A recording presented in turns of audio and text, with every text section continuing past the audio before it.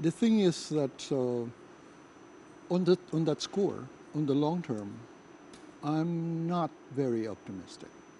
And the reason is because of the turmoil in the water space. In the water. Okay. This has not been resolved. Yes.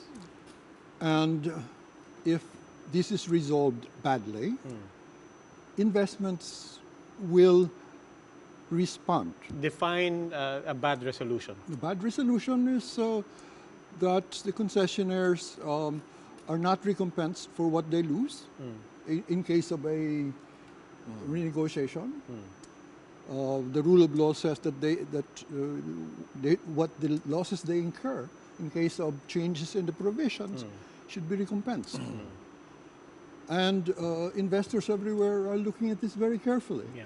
And if this is not resolved properly, the investment fever will hahayo yan. So he's talking about investor confidence. You share this sentiment, of course.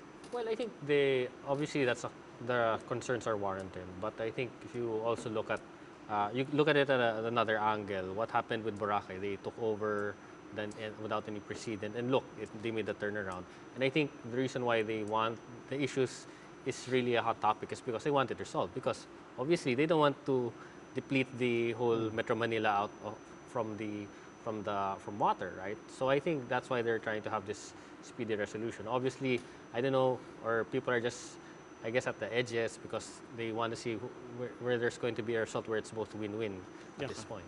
Is there an acceptable formulation that you're hearing and subscribing to out there? A contract can always be contested. And most contracts will actually have provisions by which the provisions could be renegotiated. That would be within the rule of law. Okay. And if there is a renegotiation change in provision and a party incurs a loss, he or she should be recompensed. And that recompense should not be imposed. It should be negotiated. We know that the water companies have decided to waive the 11 billion award. Yeah. But that is not a solution. Yeah. The detractors of the concessions will say, you see, that is a proof that there is wrongdoing. It is not a proof of wrongdoing. If you rape a contract today, why will you not come back and rape the contract tomorrow? And why will not other contracts be raped as well? That is the chilling effect on investment which scares me. And I hope it is. Yeah.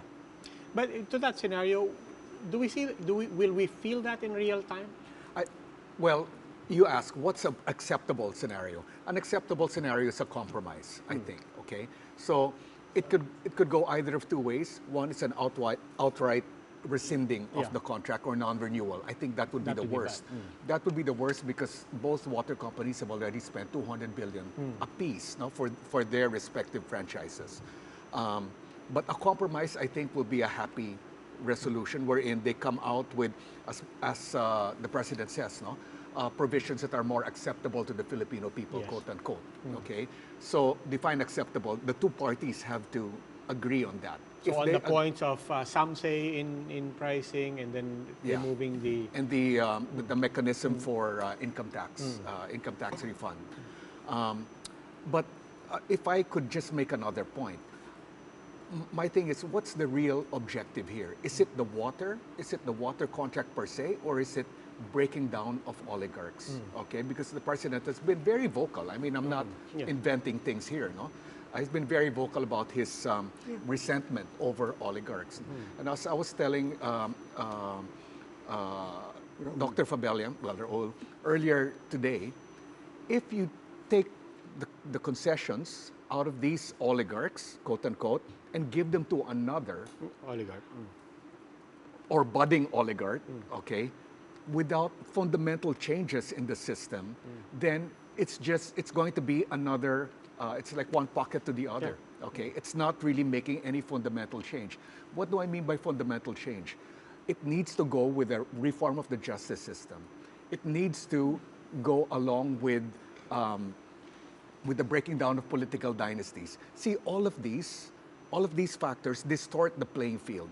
Yes. And for us to be a viable investment site, the business landscape has to be on equal footing for all.